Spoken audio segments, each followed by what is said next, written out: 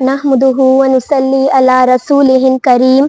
اما بعد فاعوذ باللہ من الشیطان الرجیم بسم اللہ الرحمن الرحیم لقد من اللہ علی المؤمنین اذ بعث فیہم رسولا من انفسہم یتلو علیہم آیاتہ ویزکیہم ویعلم الکتاب والحکمہ وإن كانوا من قبل لفی ضلال مبین صدق اللہ العظیم وقال النبی المعلم صلی اللہ علیہ وسلم انما بعثت معلما او کما قال علیہ الصلاۃ والسلام السلام علیکم ورحمۃ اللہ وبرکاتہ۔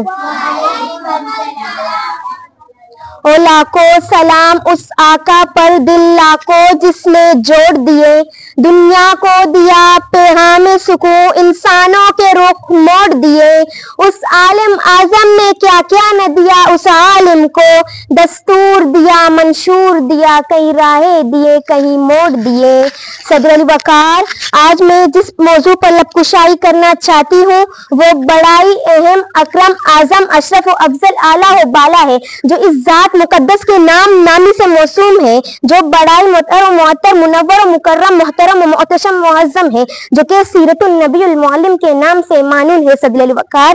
تاریخ اس بات پر شاید ہے کہ جب بھی اس روئے زمین پر لادانیت کا پرچار کیا گیا، ظلم و ستم کو رواج دیا گیا، شیطانیت اور فرعونیت کا نعرہ لگایا گیا، انسانوں کو انسانوں کی عبادت کرنے پر مجبور کیا گیا، عورتوں کو جانوروں سے بدتر سمجھا گیا اور بچیوں کو زندہ درگور کیا گیا، اللہ کے زمین میں اللہ کا نظام تباہ کیا گیا،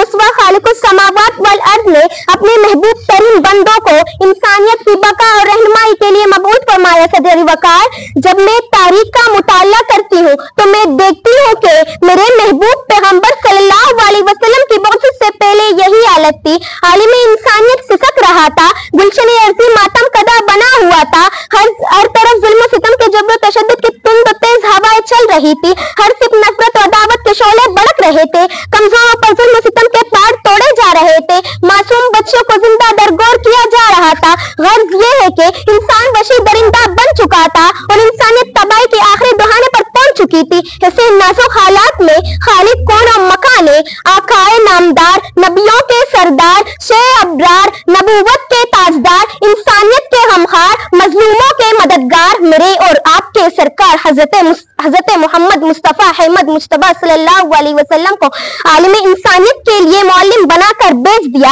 اور آپ کی تعلیمات نے ایک انقلاب برپا کر دیا۔ کسی شاعر نے اس کا کیا خوب نقشہ کھینچا، حضور آئے تو سر آفرینش پا گئی دنیا، اندھیروں سے نکل کر روشنی میں آ گئی دنیا، بجھے چہروں کا زنگ اترا، ستے چہروں پہ نور آیا، حضور آئے تو انسانوں کو جینے کا شعور آیا۔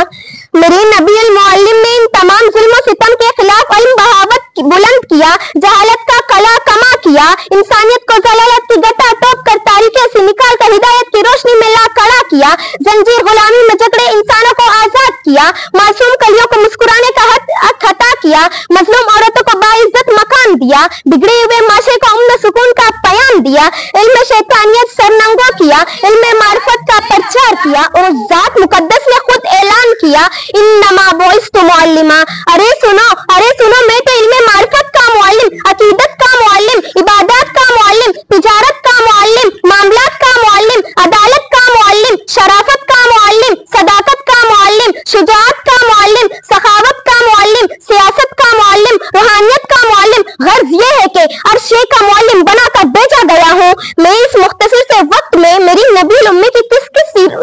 کس پہلو پر روشنی ڈالوں؟ میری نبی کی سیرت اور صورت کو دیکھ کر میرا دل یہ شعر پڑھنے پر مجبور ہو جاتا ہے، بلغ العلا بکمالی کشف الدجا بجمالی حسنت جمیع خصالی صلو علیہ وآلہ۔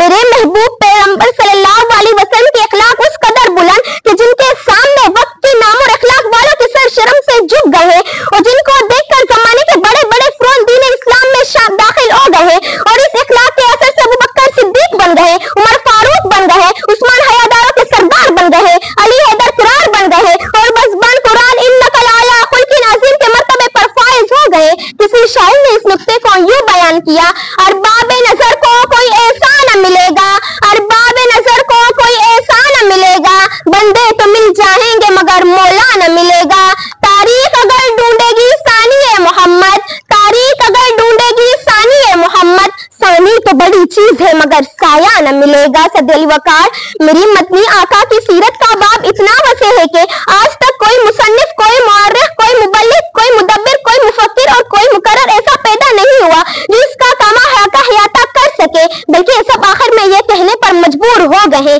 سکی ہے فقر رسا مدہ باقی ہے, قلم ہے آبلا پا مدہ باقی ہے, وقت تمام ہوا مدہ باقی ہے, تمام عمر لکھا مدہ باقی ہے, وقت ختم ہوا مدہ باقی ہے, وما علینا الا البلاغ المبین.